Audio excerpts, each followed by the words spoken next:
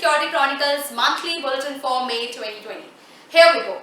We will be quickly showing you the bulletins on the categories such as malware, vulnerabilities, phishing campaigns and data leak or breaches affected during the last month. Let's begin with our first category of the bulletin. Malware. The presence of Maze ransomware was there at the starting of the month.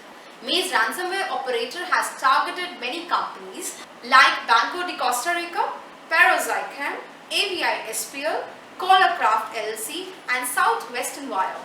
All the companies' sensitive data are on sale in the dark web. Founded and verified by Cyber Research Team. For more information about this bulletin, you can watch our May 1st week bulletin whose link is in the description. The next bulletin is related to Logbit ransomware. A feature of the Logbit ransomware allows threat actors to breach a corporate network and deploy their ransomware to encrypt hundreds of devices in just a few hours. In a new joint report by the researchers at McAfee Labs and cybersecurity firm Northwave, who handled the incident response, we get insight into how a malicious actor used a brute force method on a web server that contained an outdated virtual private network. This attempt took several days for the actor to gain the required administrator password. With the key to the kingdom, the nefarious individual abused server message block to perform automated network reconnaissance to own more company systems. A Logbit ransomware affiliated hacked into a corporate network and encrypted approximately 25 servers and 225 workstations. So the next bulletin is related to the Cerberus banking malware. The India's investigation agency CBI has issued a nationwide alert on banking Trojan servers that tricks smartphone users into downloading malicious links related to COVID-19 following input from the Interpol. Trojan is a type of malicious code or software that looks genuine but with the capability of taking control of one's computer. A Trojan is designed to damage, disrupt, steal or inflict harmful action on data or network. And this Trojan primarily focuses on stealing financial data such as credit card numbers. According to the agency, the Trojan takes advantage of the pandemic and sends a text message to a lure user into downloading the link with malicious software. Once downloaded, the Trojan application launches into phishing attacks to steal data like credit card numbers and other details. Our next category of the bulletin is vulnerabilities. The May month had seen a lot of vulnerabilities affecting several companies' products. So here's the first, that is Samsung. Samsung has released a security patch that addresses a critical vulnerability tracked as CVE 2020-8899, impacting all smartphones sold since 2014. The flaw is tracked as SVE 2020-16747 in the Samsung Security Advisor. The vulnerability resides in the SKIA Android graphics library and affects the way Android OS running on Samsung devices handle the customer QMage image format. The flaw was discovered by white hat hacker Matthews Jokers from Google's Project Zero team. An attacker can exploit the issue without user interaction. So the next bulletin is related to India's COVID-19 contact tracing app, Arogya Setu app.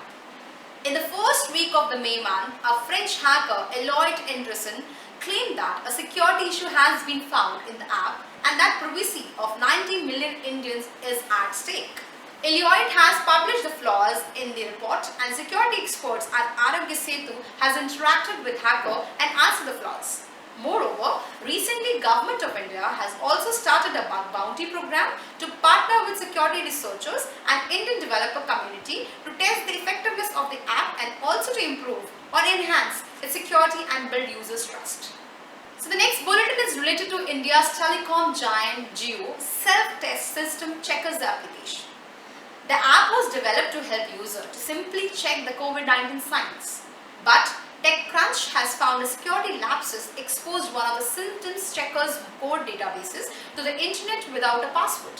Security researcher Anurag Sen found the database on the first week of May, just after it was first exposed and informed TechCrunch to notify the company. Jio quickly pulled the system offline. Furthermore, Jio spokesperson Tushar Pandya has said, "We have taken immediate action." The next bulletin is related to the Microsoft. In the May month, Microsoft has released fixes for 111 security vulnerabilities in its May Patch Tuesday update, including 16 critical bugs and 96 that are rated as important. This month, there are 0-day or unpatched vulnerabilities. Users should install these security updates as soon as possible to protect Windows from known security risks. For more information about this bulletin, you can watch our May 2nd week bulletin, whose link is in the description.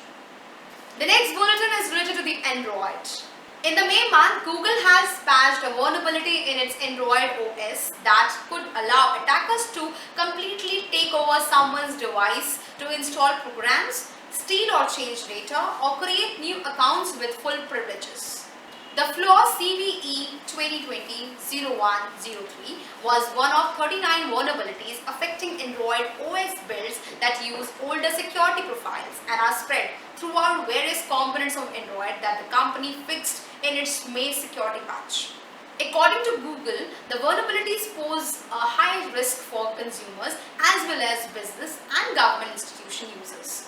Moreover, Security Chronicle recommends you to install the latest security patch just to be on the safe side. The next bulletin is related to the Nitro Pro. In the May month, Nitro has also affected 3 vulnerabilities in its PDF editor, which is discovered by Cisco Talos team. 2 of which rated as critical with CVSS score of 8.8 could be exploited by attackers for remote code execution, and 1 rated as information disclosure flaw. Talos tested and confirmed that Nitro Pro PDF version 13.9.1.155 is affected by these vulnerabilities. Moreover, Nitro has released a security update that addresses the vulnerabilities. Security Chronicle recommends our viewers to refer the Nitro advisory. So the next bulletin is related to Honor smartphones. India's Cyber Emergency Response Team CERT-N has issued a high severity rating advisory for several Honor smartphones. The advisory by CERT-N alerts Indian users about multiple vulnerabilities that have been reported in Huawei smartphones, which could allow an attacker to access sensitive information and bypass authentication on the targeted system. Moreover, CERT-N is advising users to upgrade to the latest software version the moment they receive an update on their phones. For more information about this bulletin, you can watch our May 3rd week bulletin, whose link is in the description. The next bulletin is related to Mitro app. The rage faced by Chinese-owned TikTok from all directions, mostly due to data security and ethno-political reasons, gave birth to new alternatives in the Indian market, one of which is Mitro app for Android. Furthermore, after the announcement of PM Modi's Vocal for Local initiative to make India self-reliant, has indirectly set up a narrative in the country to boycott Chinese services and products. Other citizens are trending hashtag on TikTok ban has rapidly increased the popularity of Mitro. Mitro app getting popular quite literally overnight with over 50 lakh downloads and 2,50,000 5-star ratings in just 48 days after being released. But the reality is, if you can spend $34 and around rupees 2,500 and actually buy the source code of Mitro on Codecanyon platform. In fact, at least 277 people already own the source code of Mitro. And what's more interesting is that Mitro is just the rebranded version of TikTok clone app called TikTik. Soon after the media reported about the popularity of Mitro app, founder and chief executive of Qboxes, Irfan Sheikh contacted Indian reporters through Twitter and claimed that they are the ones who actually created an app called TikTik and then put up the source code on Codecanyon for sale. In an interview with the media, Sheikh said, "We expect our customers to use our code and build something on their own. But Mitro's developer has taken our exact product, changed the logo and uploaded it on its store." Sheikh added, "There is no problem with what the developer has done. He paid for the script and used it, which is okay. But the problem is with the people referring to it as an Indian-made app, which is not true, especially because they have not made any changes." Moreover, security researcher Rahul Kankare has learned that Mitro app contains a critical and easy to exploit software vulnerability that could let anyone bypass account authorization for any Mitro user within seconds. Rahul has demonstrated in a video that anyone can log into any targeted Mitro user profile just by knowing his or her unique user ID, which is a piece of public information available in the page source, and without entering any password. It is highly recommended not to install or use the untrusted application. If you are among those 5 million who have already created a profile with the Mitro app and granted it access to your Google profile, revoke it immediately. So the next category of the bulletin is data leak or breaches. The May month had also seen lot of data leaks of various companies around the globe. The month had seen a new hacker group called Shiny Hunters who had won the chart in the data leaks. The hacker offering breached dumps for sale on dark web forum. The Shiny Hunters group has breached numerous organizations in the month, which includes Tokopedia 91 million, Unacademy 22 million, Home Chef 8 million, Bhenika 1.2 million, Minted 5 million, StyleShare 6 million, Gomem 2 million, Mindful 2 million, Star Tribune 1 million, Chatbooks 15 million, Chronicle.com 3 million, and Zoox 30 million. For more information about this bulletin, you can watch our May 1st week bulletin, whose link is in the description. The next bulletin is related to GoDaddy. One of the world's largest internet domain registrar and web hosting company, GoDaddy, notified some of its customers that an unauthorized party used their web hosting account credentials to connect to their hosting account via SSH. The company had launched an investigation immediately after it has discovered the suspicious activity on some of its servers. Moreover, GoDaddy is providing impacted customers 1 year of website security deluxe and express malware removal for free. The next bulletin is related to data leak of job seeker websites. Security researcher at Cyber Intelligence has come across an interesting item where a threat actor posted 2.3 GB zipped file on one of the hacking forums. This breach included a lot of personal and sensitive information of millions of Indian job seekers such as email, phone numbers, home addresses, qualification, work experience, city, etc. The next bulletin is related to data leak of HDFC Bank. An ongoing cyber war between Nepali and Indian hackers, an anonymous hacker @OmSec5 claims to have hacked HDFC Bank data. Along with the link to the leaked data, the hacker has posted a sample saying the data is from HDFC Bank's database. The hacker claims to have leaked 2000 plus Aadhaar card details. The leaked data includes personal information like account holder name and number, IFSC number, email address, user ID, login ID, PAN card and more. Moreover, the hacker has asked the National Nodal Agency for Protection of Critical Information Infrastructure and HDFC Bank to verify the sample. The next bulletin is related to Zoomcar data hacked. Popular car rental platform Zoomcar is latest victim of hacking and data theft.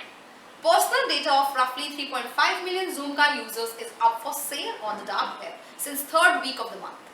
Personal data here includes username, email IDs, mobile numbers, password and IP addresses. The report comes from Rajshekhar Rajaharia, the cybersecurity consultant, who noted that he found the data on the dark web while researching. What's more, the hacker is willing to sell back the hacked data for $300. Rajaharia explains that hackers generally wait to sell the data to avoid getting caught by officials who track their IP addresses. The next bulletin is related to Truecaller records on sale in dark web. After an online intelligence firm, Cyber, flagged that a cyber criminal was selling Truecaller records of 4.75 crores Indians on the dark web for just about Rs 75,000, the company has denied any breaches of its database. Cyber noted that the data contains information categorized as state, cities, telecom carriers, and personal data like name, phone number, gender, email, Facebook ID, and others.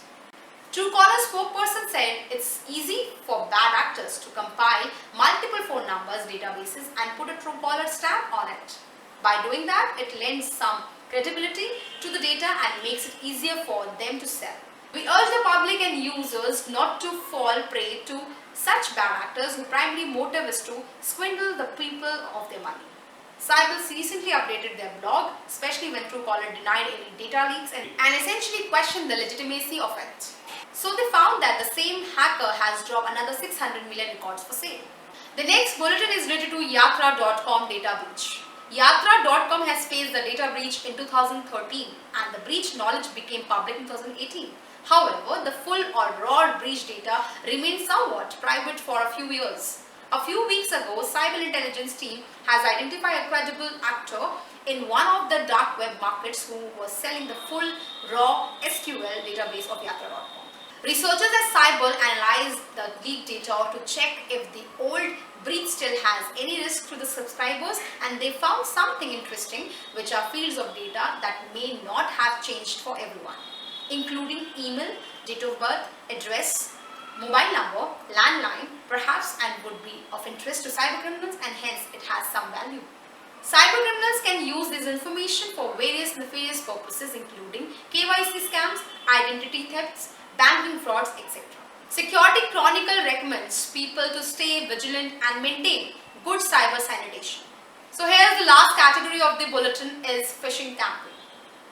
A fake Microsoft Teams notification aimed at stealing Office 365 logins. Attackers have been impersonating notifications from Microsoft Teams in order to steal the credentials of employees. One of the attacks analyzed by the experts where threat actors sent phishing messages to employees containing a link to a document on a domain used by an established email marketing provider to host static material used for campaigns. Upon clicking on the link, users will be presented with a button asking them to log in to Microsoft Teams. If the user will click on the button, they are redirected to phishing page, impersonate the Microsoft Office login page that was designed to steal their credentials. That's all for today. Hope this monthly bulletin will make you aware about things happening in security arena and you can be safe and secure with these cyber incidents. Till then, keep watching our videos and do not forget to like, share and subscribe this channel. Thank you for watching. Stay home, stay safe. See you soon.